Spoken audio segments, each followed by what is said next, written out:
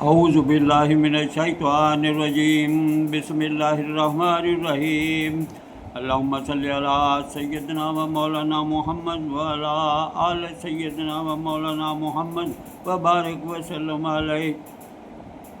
अम्मा बाद, मोहतरम सामीन व नाज़रीन, आज 20 जून है। आज की ताज़ा खबरें चंद मुख्तसर तजज़िये के साथ पेश खिदमत है। नाज़रीन, सजील 2 मिज़ाइलों से इसराइल इंटेलिजेंस हेड क्वार्टर को और उसकी तनसीबात को ईरान ने निशाना बनाया है, जो उसका सबसे बड़ा हमला तस्वर हो रहा।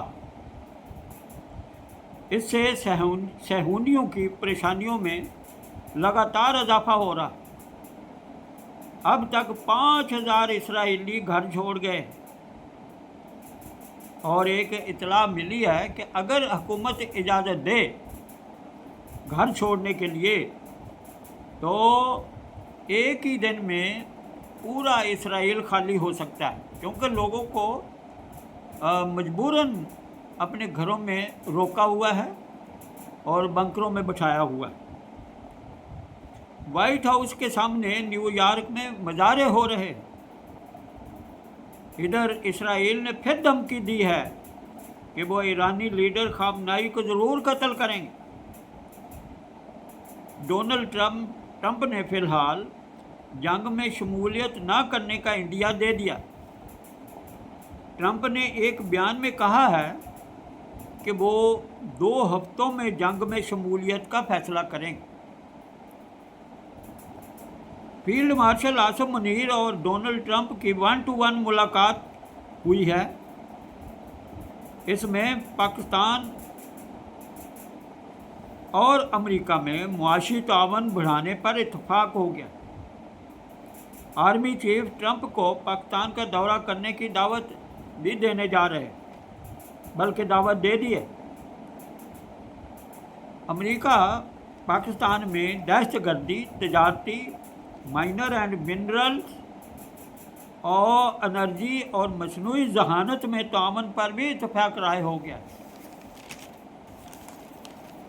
मोहतरम सामीन, चीनी सदर ने ईरान इसराइल फौरी जंग बंदी के लिए 4 तजावीज़ दे दी।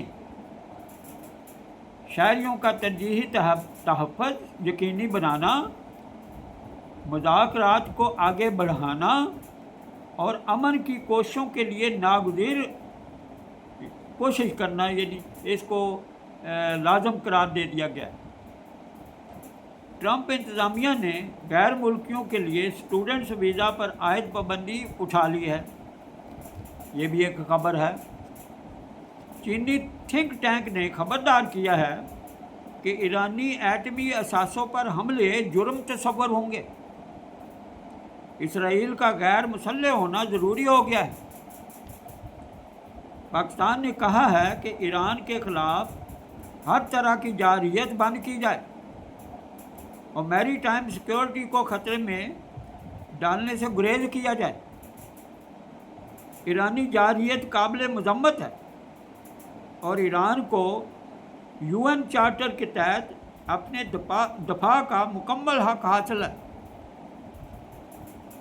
जारहियत इसराइल ने शुरू की, लिहाजा उसको इस जारहियत की सज़ा मिलनी चाहिए। उधर मौलाना फजल रहमान ने कहा है कि यहूद व हनूद के इत्तेहाद के ख़िलाफ़ पाकिस्तान को भी ईरान वगैरह के साथ खड़ा होना चाहिए। सीनियर सहाफ़ी हामिद मीर ने इसराइल को ख़त्म करने का फार्मूला एक दिया है। वो फार्मूला क्या है? उन्होंने कहा कि इसराइल ना सिर्फ ईरान के ख़िलाफ़ जारहियत कर रहा है,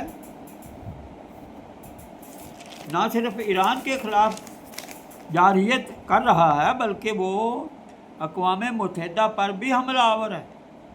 लिहाजा इसराइल को रोकने और जंगल का कानून ख़त्म करने का एक ही तरीका है कि जिस करारदाद में 181 वोटों से इसराइल का वजूद अमल में आया था, उसी तरह इस इसराइल को रोकने के लिए भी उस करारदाद को जनरल असम्बली के ज़रिए वापस लिया जाए।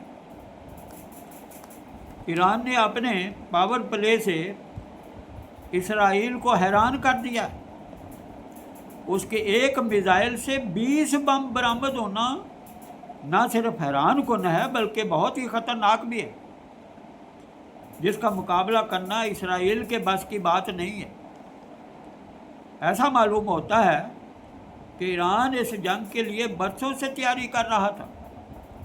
अभी उसके इत्तेहादी खामोश हैं क्योंकि ईरान को उनकी ज़रूरत नहीं है। अगर वक्त आने पर वो भी इस जंग में कूद पड़े तो इस पूरे खित्ते का हर कोना मुतासर होकर ज़हर आलूद हो जाएगा और अमेरिका बहादुर और उसके यूरोपियन पिट्ठू भी इस आग को बुझा नहीं पाएंगे। कुछ रिपोर्ट्स इसराइल के अंदर से मिली हैं जो इसराइली सहाफ़ियों ने दी हैं। उनके मुताबिक हैफा की बंदरगाह मिट्टी का ढेर बन चुकी है। बिन गौरियन एयरपोर्ट मुकम्मल तौर पर तबाह हाल है।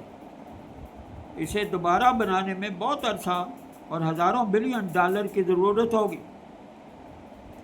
रिपोर्ट्स में मज़ीद बताया गया है कि इसराइल के अंदर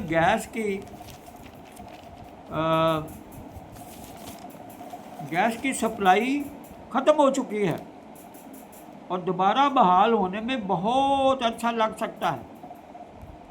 ये तो वो नुकसानात हैं जो सहाफ़ियों को बताए जा रहे हैं। हज़ारों नुकसानात ऐसे हो रहे हैं जो मंजर आम पर नहीं लाए जा सकते। यूँ लगता है जैसे इसराइल शिकस्त खा चुका है। लोगों यानी अवाम को बंकरों में कैद करके रखा हुआ है। अगर उनको जाने की इजाज़त हो हुकूमत की तरफ से तो एक ही दिन में पूरा इसराइल खाली हो सकता है। इस वक्त ये हालत हो चुकी है इसराइल की।